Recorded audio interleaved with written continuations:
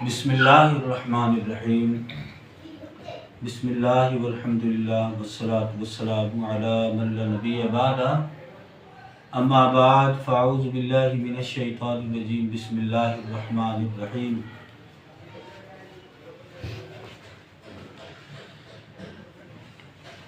الا ان اولیاء اللہ لا خوف علیہم ولا هم یحزنون صدق اللہ العظیم ان اللہ و ملائکتہ یصلون علی النبی یا ایھا الذین آمنوا صلوا علیہ وسلموا تسلیما اللہم صل علی سیدنا و مولانا محمد و بارک وسلم وصلی علیہ صلاۃ و سلام علیک یا سیدی یا سیدی یا سیدی یا رسول اللہ۔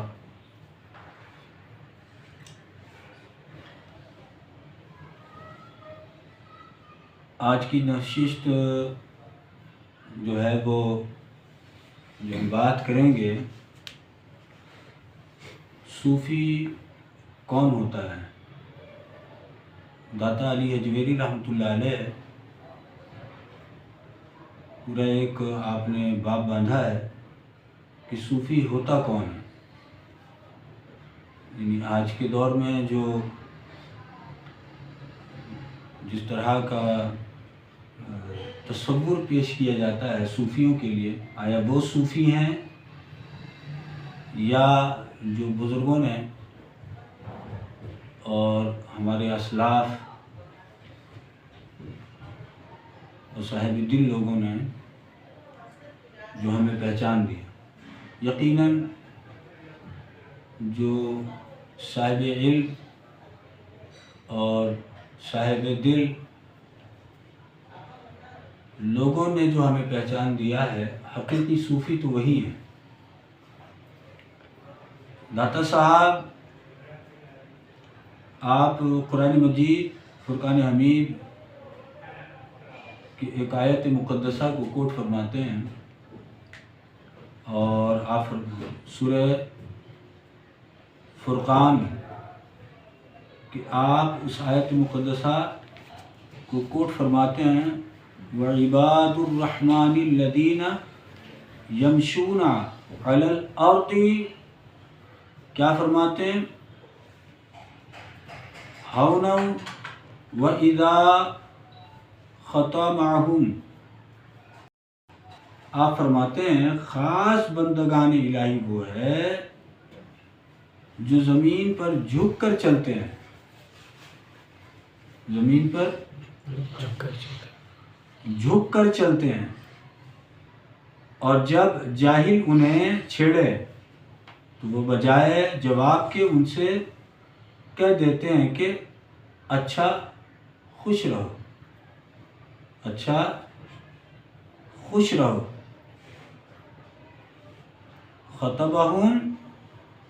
خطبہم الجاہلون قالوا سلاما، کہ اچھا خوش رہو۔ اور نبی پاک علیہ الصلوۃ والسلام سرکار دو عالم صلی اللہ علیہ وسلم نے فرمایا من سمع صوت اہل التصوف فلہم یؤمنون، جس نے اہل تصوف کی آواز سن کر ان کی دعوت کو قبول نہ کیا، وہ اللہ کے نزدیک غافلوں میں لکھا جاتا ہے، غافلوں میں لکھا جاتا ہے، وہ غافلوں میں لکھ دیے جاتے ہیں۔ اب یہاں تک یعنی نبی پاک علیہ الصلوۃ والسلام سرکار نے فرمایا کہ جس نے اہل تصوف کی آواز کو سن کر یعنی ان کی دعوت کو سن کر قبول نہ کیا تو وہ اللہ کے نزدیک غافلوں میں شمار کر دیے جاتے ہیں۔ مگر یہ سمجھنا ضروری ہے کہ صوفی کون ہے، اس لیے کہ لوگوں نے نام صوفی کی بہت سی تعریفیں بنا رکھی ہے، صوفی کی تعریفیں بنا رکھی ہیں، اور اس بحث میں بہت سی کتابیں بھی تالیف ہو چکی ہیں۔ ایک جماعت تو کہتی ہے کہ صوفی کو صوفی اس لیے کہا جاتا ہے کہ وہ کملی اوڑھتا ہے۔ ایک جماعت کہتی ہے کہ صوفی کو صوفی اس لیے کہا جاتا ہے کہ وہ روز قیامت صف اول میں ہوں گے۔ ایک گروہ اس طرف گیا کہ صوفی اسے کہا جاتا ہے جو اصحاب صفا کے ساتھ محبت والا رابطہ رکھے۔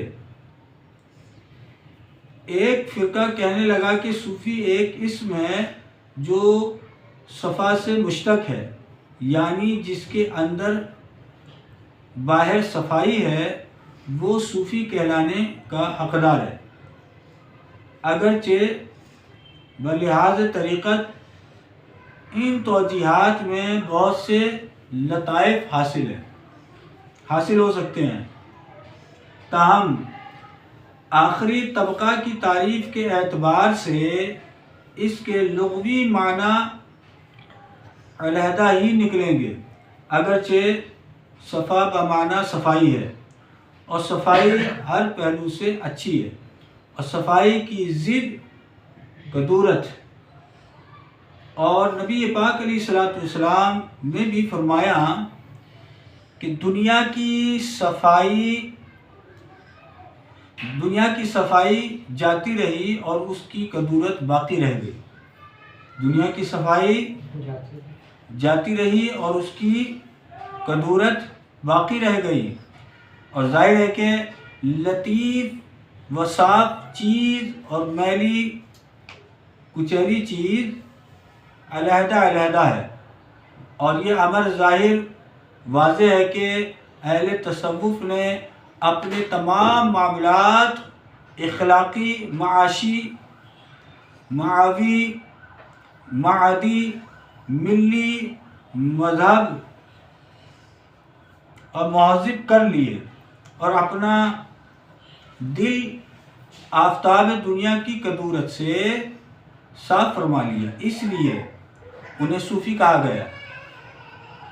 اور یہ اسم عارفوں کے لیے اسماء اعلیٰ میں سے ہے، کیونکہ اہل تصوف کے خطرات قبیلیہ اور امورات حالیہ اس اسم سے کہیں بڑھ کر ہے، بلکہ در حقیقت لفظ صوفی ان کی صفات باطن کی ترجمانی کے لیے کافی نہیں ہے، اور ان کے معاملات تقرب پر اس کی تعریف محیط نہیں ہو سکتی۔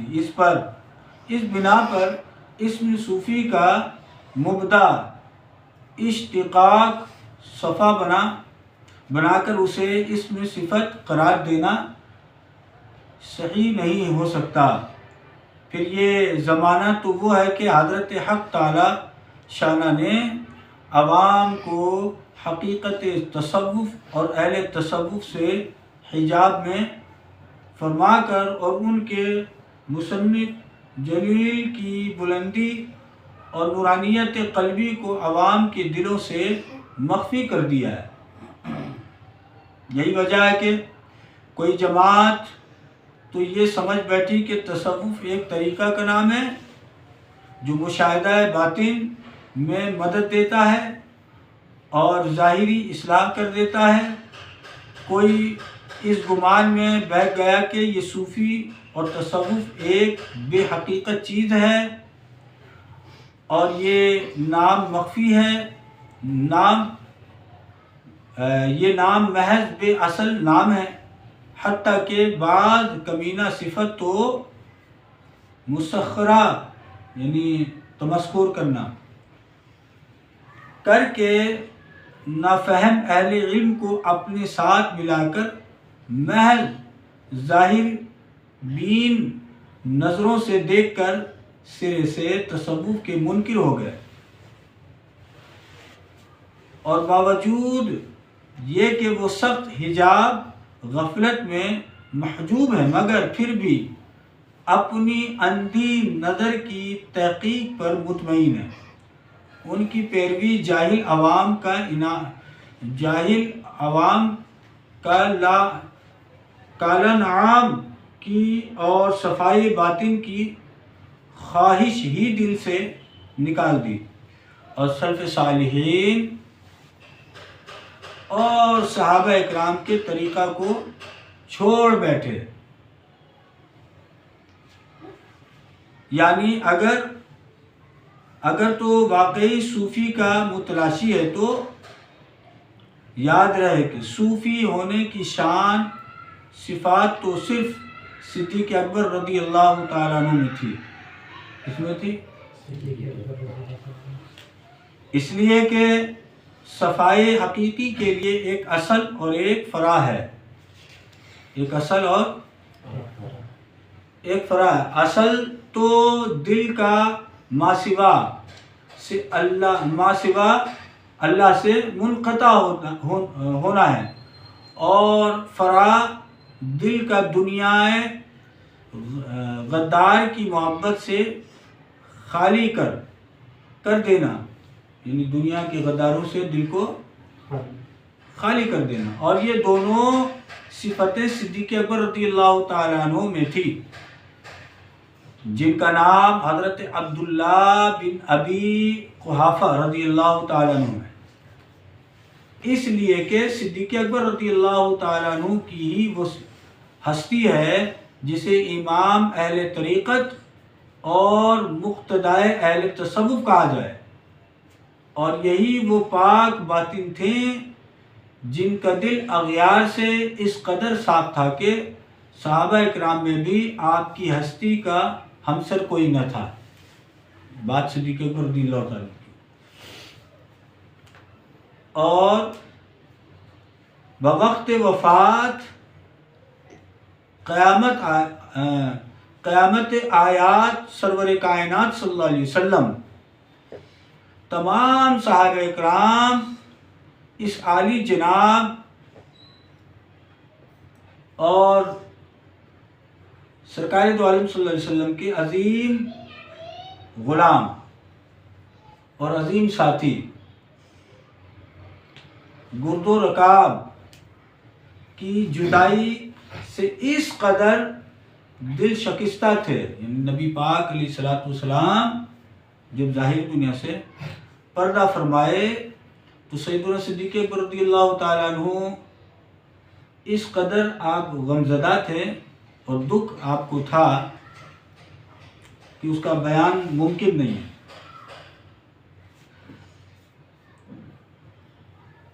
حضرت عمر فاروق رضی اللہ تعالیٰ عنہ نے از خود رفتگی میں برہنہ تلوار کھینچ کر بآواز بلند فرمایا، خبردار جس نے کہا کہ حضور سرور کائنات صلی اللہ تعالیٰ علیہ وسلم وصال کر گئے، اس کا سر قلم کر دوں گا۔ سرکار دو عالم صلی اللہ علیہ وسلم جب ظاہر دنیا سے حضور کا وصال ہوا، پردہ ہوا، تو صحابہ اکرام کا ایک عجیب ہی منظر تھا۔ کچھ صحابی تو چپ چاپ گمسم ہو کر بیٹھ گئے، ان کو ہوش ہی نہیں ہو کون آ رہا کون جا رہا، اور کچھ تو تھے کہ وہ زارو قطار رو رہے ہیں، کچھ کی الگ کیفیت تھی۔ سیدنا صدیق اکبر رضی اللہ تعالیٰ عنہ اس وقت امت کو جو سنبھالا آپ نے نا، وہ جو سیدنا صدیق اکبر رضی اللہ تعالیٰ عنہ، یہ یاد رہے کہ صدیق اکبر رضی اللہ تعالیٰ عنہ حضور علیہ الصلوۃ والسلام سے جو آپ کو نسبت اور تعلق ہے وہ کسی کو نہیں ہے، وہ کسی کو بھی حاصل نہیں ہوا۔ خود سیدنا مولا علی شیر خدا رضی اللہ تعالیٰ عنہ آپ خود فرمایا کرتے تھے کہ سرکار دو عالم صلی اللہ علیہ وسلم جب حضور کہیں باہر سے تشریف لاتے یا کہیں باہر تشریف لے جاتے، کہیں باہر سے تشریف لاتے تو فرماتے میں اور ابو بکر آیا، میں اور ابو بکر گیا، تو خلوت میں جلوت میں جو سیدنا صدیق اکبر رضی اللہ تعالیٰ عنہ کو قربت رسالت حاصل ہوئی وہ کسی کو حاصل نہیں، سرکار سے جو قربت اور نسبت جو سیدنا صدیق اکبر رضی اللہ تعالیٰ عنہ حاصل ہے. اور دیگر صحابہ، ہر صحابی جو ہے وہ اپنے آپ اپنا ایک مقام رکھتے ہیں.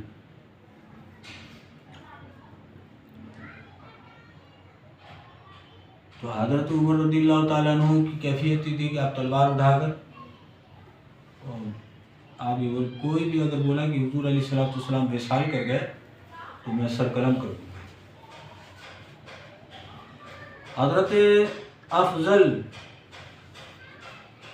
افضل بشر بعد الانبیاء سیدنا صدیق اکبر رضی اللہ تعالیٰ عنہ باہر تشریف لائے اور بلند آواز سے فرمایا. کیا فرمایا؟ خبردار جس نے حضور صلی اللہ علیہ وسلم کو حی قدیم جان کر عبادت کی، حی قدیم جان کر عبادت کی، تو بے شک اس ہستی پاک نے وجود عنصری سے بے شک اس ہستی پاک نے وجود عنصری سے پردہ فرما لیا ہے. اور جو عابد الہی ہے وہ سن لے کہ وہ اللہ جل جلالہ حی قدیم ہے. اللہ حی قدیم ہے، اسے فنا نہیں، اللہ کو فنا نہیں. یہ جب سرکار دو عالم صلی اللہ علیہ وسلم ظاہر دنیا سے پردہ فرما گئے تو صحابہ اکرام ایک عجیب کیفیت میں تھے اور عجیب اس وقت امت کو سمیٹنا یہ بہت بڑی ذمہ داری تھی. اس وقت جس نے امت کو سنبھالا اور سمیٹا وہ سیدنا صدیق اکبر رضی اللہ تعالیٰ عنہ کی ذات ہے کہ آپ اپنے غم کا جو اظہار تھا وہ نہیں فرمایا آپ نے. جو حضور سے جدائی کا جو غم تھا اس کا اظہار آپ دیکھ لیں کہ حضرت سیدنا بلال رضی اللہ تعالیٰ عنہ کی کیفیت یہ تھی کہ آپ جو ہے وہ سروں پر خاک ڈال رہے تھے اور کہا کہ اس مدینے میں اب میرا کیا کام ہے. حضور تو دنیا سے چلے گئے، حضور تو تشریف لے گئے اور صرف اسی غم میں آپ نے مدینہ طیبہ کو چھوڑا تھا، مدینہ طیبہ کو چھوڑ کر آپ جو ہے سفر اختیار فرما لیا شام کی طرف. تو عجیب صحابہ اکرام کو جو غم اور درد آلام وہ جو کہانی ہے وہ ایک عجیب تر ہے اور ظاہری بات ہے. سرکار دو عالم صلی اللہ علیہ وسلم کو ظاہری دنیا سے پردہ کرنا یہ واقعی یہ تو اس سے بڑا غم کیا ہو سکتا ہے. وہ ایک صحابہ اکرام پر وہ ایک قیامت بن کر ٹوٹا، حضور کا ظاہری دنیا سے پردہ کرنا. تو ہر صحابی اس وقت جو ہے نا ایک عجیب ماحول میں اس وقت امت بکھرنے کا خطرہ تھا. تو سیدنا صدیق اکبر رضی اللہ تعالیٰ عنہ نے اس وقت امت کو آپ نے سمیٹا اور سنبھالا. یہ بہت بڑا کارنامہ ہے. نہیں تو سیدنا صدیق اکبر رضی اللہ تعالیٰ عنہ آپ کے غم کا حال کیا تھا. جب آپ کا وصال ہوا تو جس مکان میں آپ رہتے تھے تو اس کی چھت میں دیکھا کہ بالکل چھت جو ہے نا وہ کالا پڑا ہوا تھا. تو کہا اس کی وجہ کیا ہے؟ یہ کالا پڑ اس کی وجہ دو ہے. ایک وجہ یہ ہے کہ سیدنا صدیق اکبر رضی اللہ تعالیٰ عنہ سب نے اپنے غم کا تو اظہار کیا، حضور علیہ السلام سے حضور کا ظاہر دنیا سے پردہ کرنے کا جو ہے سب نے تو اس غم کا اظہار سب نے کیا، لیکن سیدنا صدیق اکبر رضی اللہ تعالیٰ عنہ آپ نے اس کا اظہار نہیں فرمایا. اس غم کو آپ پی گئے۔ تو سیدنا صدیق اکبر رضی اللہ تعالیٰ عنہ جب کسی سے آپ بات کرتے تھے نا تو آپ کے منہ سے جلنے کی بو آتی تھی، جیسے جلا ہوا گوشت وغیرہ ہوتا ہے۔ پوچھا کہ آپ مقصد کیا چیز کھاتے ہیں، جلی ہوئی بو آ رہی ہے آپ کے منہ سے؟ تو آپ نے فرمایا بات کچھ نہیں ہے، تم لوگوں نے اپنے اپنے غموں کا اظہار کر دیا تھا۔ صدیق نے اپنے غم کو اپنے سینے میں چھپا رکھا تھا، حضور کا جو غم ہے تو اس نے اندر تک جلا دیا۔ اور یہی تو ہوتا ہے جی سچا عشق جو ہوتا ہے۔ صحابہ اکرام رضوان اللہ تعالی علیہ اجمعین حضور سے محبت نہیں کرتے تھے، مودت کرتے تھے، سمجھے نا؟ تو دوسری وجہ کیا ہے کہ وہ کہ اندر تک سب کچھ جو ہے وہ سیدنا صدیق اکبر رضی اللہ تعالیٰ عنہ کا جل گیا تھا۔ دوسری وجہ یہ امت کی فکر، حضور کے بعد سرکار دو عالم صلی اللہ علیہ وسلم سے سرکار کا ظاہر دنیا سے پردہ کرنے کے بعد امت کے لیے سب سے زیادہ جو فکر مند ہونے والے وہ سیدنا صدیق اکبر رضی اللہ تعالیٰ عنہ کے ساتھ تھے۔ دوبارہ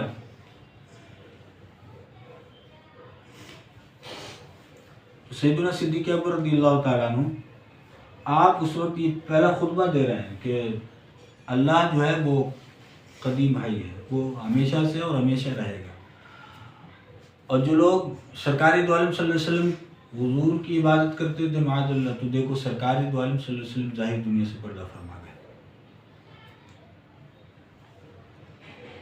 پھر حضرت سیدنا صدیق اکبر رضی اللہ تعالیٰ عنہ نے یہ آیت کریمہ تلاوت فرمائی کہ وما محمد الا رسول، کیا فرمایا؟ اے ہمارے محبوب صلی اللہ علیہ وسلم خدا نہیں بلکہ ہمارے رسول ہیں۔ کیا ہے؟ ہاں، ہمارے رسول ہیں۔ تلاوت فرمائی اور اس کے بعد آخر تک، اور آپ نے فرمایا ہمارے محبوب محمد صلی اللہ علیہ وسلم خدا نہیں بلکہ ہمارے رسول ہیں، ان سے پہلے جو رسول آئے وہ بھی دنیا سے تشریف لے گئے۔ تو کیا اگر یہ وصال فرما جائیں یا شہید ہو جائیں تو تم اپنے پچھلے روش پر لوٹ جاؤ گے؟ اس آیت کو تلاوت کرنے کے بعد یعنی جو محمد عربی صلی اللہ علیہ وسلم کو خدا مانتا ہے اسے چاہیے کہ سن لے کہ وہ تشریف لے گئے، یعنی حضور تشریف لے گئے، اور جو خدا محمد صلی اللہ علیہ وسلم کا پوجنے والا ہے وہ جان لے کہ وہ ذات زندہ ہے اور قدیم ہے۔ گویا دوسرے الفاظ میں اپنی صفتوں کا مظاہرہ فرمایا کہ تعلیم مصطفیٰ علیہ السلام یہ ہے کہ سوائے ذات باقی کے سب فانی ہیں، یعنی اللہ کے سوا سب فانی ہیں، اور فانی سے ورا الورا ذات باقی ہے، یعنی اللہ فنا ہونے سے باقی ہے۔ تو جس کا دل فانی ہے، فانی سے بندھا ہوا ہے، وہ سمجھ لے کہ صورت فانی فنا ہو گئی اور اس کی تمام محنت رائگاں گئی، اور جس نے اپنی جان حضرت باقی کے سپرد فرما دی اس کی شان یہ ہے کہ اس کا نفس فانی ہو جاتا ہے اور وہ ذات باقی، کیونکہ وہ باقی ہے، وہ ذات باقی کے ساتھ دوام بقا میں رہتا ہے۔ دعا میں بقا میں رہتا ہے۔ لہذا جس نے ذات محمد صلی اللہ علیہ وسلم کو چشم ظاہر سے دیکھا ہے وہ اپنا اسلام اور ان کی تعظیم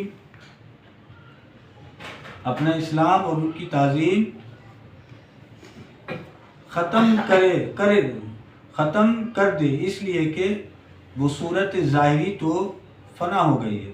اس ختم سے مراد کیا ہے یہ نہیں سمجھنے کہ یعنی اگر کوئی نبی پاک علیہ السلام کو معاذ اللہ خدا سمجھ کر اگر کوئی معاذ اللہ عبادت کرتا تھا یا تعظیم کرتا تھا، خدا سمجھ کے تعظیم کرتا تھا معاذ اللہ، تو اس کو ختم کر دے، اس کو ختم کر دے۔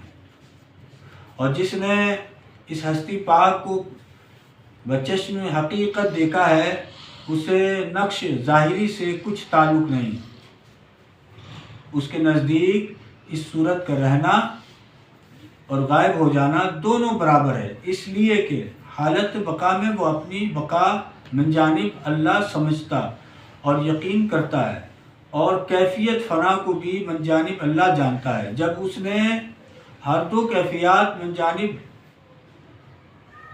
محول حقیقی دیکھی تو محول سے اعراض کر کے محول حقیقی کا اعتراف کر لیا اور جان لیا کہ یعنی متغیر ہونے والے کا وجود حقیقی یعنی متغیر کرنے والے اور پھیرنے والے کے قبضے قدرت میں ہے، تو پھر فرمان رب العزت جل مجدہ کے مطابق وہ ہر شے کی تعظیم و تکریم کرنے والا ہو گیا، اور بنظر دل کسی غیر کو دیکھنا بھی گوارا نہ کیا، اور نظر ظاہر کو بھی ما سوا اللہ سے بند کر لیا۔ یہ باتیں کہ اللہ جل جلالہ اور نبی پاک علیہ السلام، حضور علیہ السلام بھی زندہ ہیں، لیکن کل نفس ذائقۃ الموت، اور نفس نے موت کا ذائقہ چکھنا ہے، تو صرف اور صرف حضور کو ذائقہ چکھایا گیا، لیکن حضور آج بھی اپنے مزار پر انوار پہ حیات سے ہیں، ظاہری حیات سے ہیں، اور اللہ جل جلالہ وہ ہمیشہ سے ہے اور ہمیشہ رہے گا، اس میں کبھی موت واقع نہیں۔ جس نے مخلوق فانی کی طرف نظر کی ہلاک ہوا، اور جس نے وہ وجود باقی اور ذات حق کی طرف رجوع کیا ملکی صفات سے مستفیض ہو گیا، یعنی ما سوا اللہ اور مخلوق کی طرف نظر ہونا نشان ہلاکت ہے، اور رجوع بحق ہونا علامت ملکیت ہے۔ دل کا ما سوا اللہ اور دنیا مافیہ سے خالی ہونا یہ ہوا کہ جو کچھ مال و متاع اور غلام اس کے قبضے میں ہو راہ مولا میں دے ڈالے، اور ایک کملی میں لپٹ کر دربار رسالت پناہ میں حاضر ہو، جیسا کہ سیدنا صدیق اکبر رضی اللہ تعالیٰ عنہ کا واقعہ ہے کہ سب مال و متاع غلام لونڈی اللہ کے واسطے تصدق کرنے کو اس شان سے حاضر ہوئے کہ ایک کملی جسم میں اتھر پر تھی۔ حضور صلی اللہ علیہ وسلم نے فرمایا ما خلقتا یا عبادی،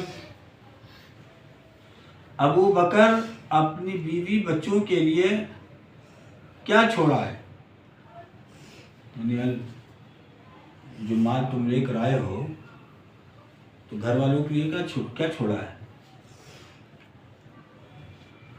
تو سیدنا صدیق اکبر رضی اللہ تعالیٰ عنہ آپ نے عرض فرمایا اللہ و رسول، یعنی اپنے گھر والوں کے لیے اللہ اس کے رسول کو سارا مال لے کر آ گئے۔ اور یہ واقعہ بڑا عجیب تر ہے نا، جب مال لے کر آئے تو اب یہ ترتیب الٹ تھا، سب سے آخر میں سیدنا صدیق اکبر رضی اللہ تعالیٰ عنہ حضور کی بارگاہ میں مال لے کر آئے۔ تو حضور نے پوچھا کہ ابو بکر گھر والوں کے لیے کیا چھوڑا ہے؟ تو کہا کہ اللہ اس کے رسول کو چھوڑا ہے۔ مال گھر والوں کے لیے اللہ اس کے رسول کو چھوڑایا۔ یہ جو آج آپ جو بولتے ہیں نا کہ ہمارا تو آسرا اللہ اس کے رسول ہے، سمجھے نا، تو یہ عقیدہ کوئی آج کا نہیں ہے، یہ سیدنا صدیق اکبر رضی اللہ تعالیٰ عنہ کا بھی عقیدہ یہ ہے۔ دوبارہ کہ اللہ اس کے رسول کو گھر چھوڑایا اور سارا مال حضور کی بارگاہ میں۔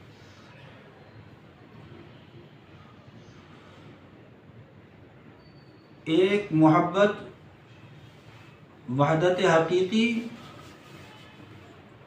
دوسرے متابعت رسول یعنی حضور کی اطاعت، اس لیے کہ جب میرا دل تعلق دنیاوی سے آزاد ہو چکا تو مجھے ناگزیر تھا کہ گندگی اور میل کچیل سے صفائی حاصل کروں۔ یہ ہے مکمل صفت صوفی اور صافی اور عارف صادق کی، اور اس سے انکار کرنا در حقیقت انکار ذات باقی ہے۔ میں کہتا ہوں کہ در حقیقت تصوف یہی ہے، بس صوفی وہ ہے جو صاف دل ہو اقسام کدورت سے، اور صفائی کی ضد ہے وہ کیا ہے؟ گندگی، غلاظت ہے، میلاپن ہے۔ دوسرا دنیا کے گندگی غلاظت میں لپٹا ہوا ہے، کہ گندگی اور غلاظت سے جو ہے اپنے آپ کو لپٹ کر جو ہے نا، اور اب دیکھیے یہ جو داتا صاحب قبلہ رحمۃ اللہ علیہ نے جو آپ نے فرمایا، اور سیدنا صدیق اکبر رضی اللہ تعالیٰ عنہ، آج جو آپ کو کریا گاؤں اور جگہ آپ کو بڑے پہنچے ہوئے جو صوفی حضرات ملیں گے، ان کے حالات کو دیکھیں کس طرح، اور جو ان کے احوال، ان کا کردار، ان کے گفتار، الرحمن الحفیظ۔ اللہ تعالیٰ ہمیں ایسے نام نہاد صوفیوں سے محفوظ رکھے۔ اور صوفی آپ دیکھیں، سیدنا صدیق اکبر رضی اللہ تعالیٰ عنہ کی بات آئی تو آپ دیکھیں کہ سیدنا صدیق اکبر رضی اللہ تعالیٰ عنہ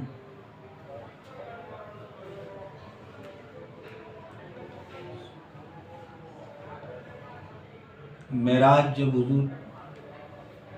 سے حضور تشریف لائے تو یہ بڑا وابلہ مچ گیا کہ ابو جہل جو تھا نا، ابو جہل بولے کیا ابو بکر تو بہت زیادہ قریب ہے نا، ابو بکر رضی اللہ تعالیٰ یہ تو بڑا جو ہے وہ یہ بہت مانتے ہیں، تو سب سے پہلے آج انہیں کو جو ڈھیر کرنا ہے۔ تو ابو جہل آ کے حضرت سیدنا صدیق اکبر رضی اللہ تعالیٰ عنہ باہر تجارت سے گئے تھے، اور یہ واقعہ جو ہے رونما ہو چکا تھا، یہ معجزہ حضور کو دیا جا چکا تھا۔ جب آئے تو ابو جہل نے سیدنا صدیق اکبر رضی اللہ تعالیٰ عنہ سے کہا کہ تم کو معلوم ہے؟ پہلے کہا کہ ابو بکر یہ بتاؤ اگر کوئی یہ بولے کہ بھئی میں رات کے کچھ قلیل حصے میں آسمان کا سیر کر کے آیا ہوں، تو تمہاری رائے کیا ہے اس میں؟ تو سیدنا صدیق اکبر رضی اللہ تعالیٰ عنہ نے کہا کہ یہ بتاؤ کہ کہا کس نے ہے، یہ کہا کس نے؟ تو ابو جہل نے کہا یہ تمہارے نبی نے کہا۔ تو سیدنا صدیق اکبر رضی اللہ تعالیٰ عنہ نے کہا کہ اگر میرے نبی محبوب نے کہا ہے تو سچ کہا ہے، حضور نے سچ کہا ہے۔ اور ساتھ ہی کہا کہ ابو جہل یہ تو بہت چھوٹی بات ہے،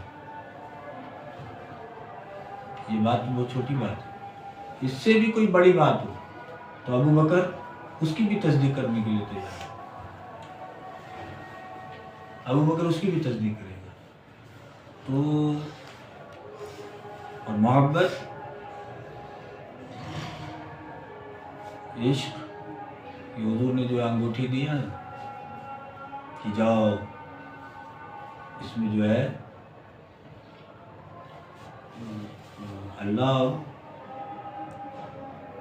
میرا نام، سرکار کا اسم مبارک اور اللہ رب العزت کا نام، یہ جو ہے نا اس انگوٹھی میں لکھوا کے لاؤ۔ آپ گئے، نہیں اللہ کا نام لکھوا کے لاؤ، انگوٹھی لے کر جاؤ، اس میں اللہ کا نام لکھوا کے لاؤ۔ گئے تو اب جب جانے لگے تو رستے بھر میں آپ نے کہا کہ یہ کیسے ہو سکتا ہے، جہاں رب کا نام ہو وہاں میرے محبوب کا نام ہو۔ اور آپ گئے اور انگوٹھی والے سے بولا کہ اس میں میرے اور میرے رب کا نام یعنی اللہ اور رسول محمد صلی اللہ علیہ وسلم یہ نام جو ہے لکھ دو۔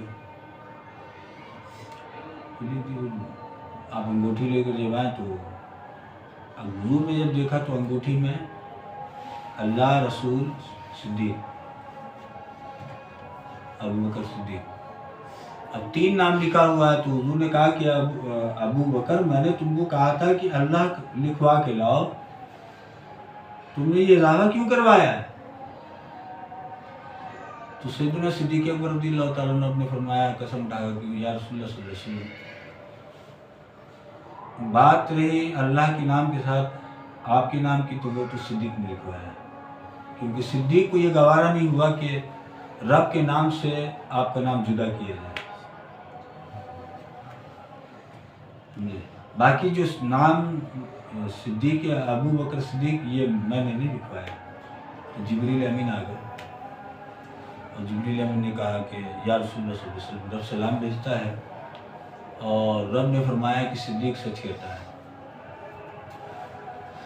صدیق کو یہ گوارا نہیں تھا کہ رب کے نام سے آپ کا نام جدا ہو، تو پھر رب نے بھی یہ کہا کہ جب صدیق کو میرے نام سے میرے محبوب کا نام جدا گوارا نہیں ہے تو میں بھی اپنے محبوب کے نام کو اپنے محبوب کے نام سے جدا نہیں کروں۔